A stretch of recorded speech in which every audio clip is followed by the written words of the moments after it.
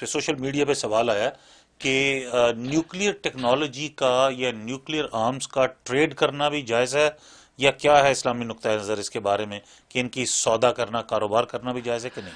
یہ اچھا سوال کیا.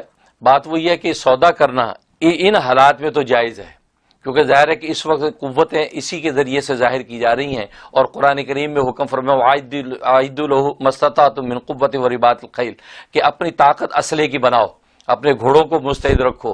تو گویا کہ آج پہلے گھوڑے تھے، آج یہ ٹینک ہیں، فوجی گاڑیاں ہیں اور اسلحہ ہے. تو یہی اسلحہ چونکہ آج جنگ کے اندر استعمال ہو رہا ہے، جب تک کہ کوئی عالمی کوئی ایسا منشور اور دستور ایگریمنٹ نہیں ہو جاتا کہ یہ سارا کا سارا اسلحہ فنا کر دیا جائے، ہم تیر تلوار پہ واپس آ جائیں، تو وہ ایک الگ بات ہے. لیکن جب تک یہی آلات جنگ چل رہے ہیں تو اس کی ٹریڈ بالکل جائز ہے.